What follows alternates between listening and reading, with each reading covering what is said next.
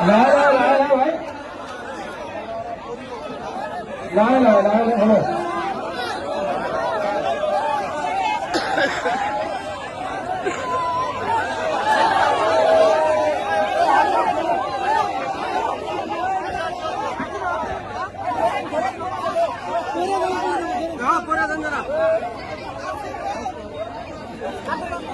hello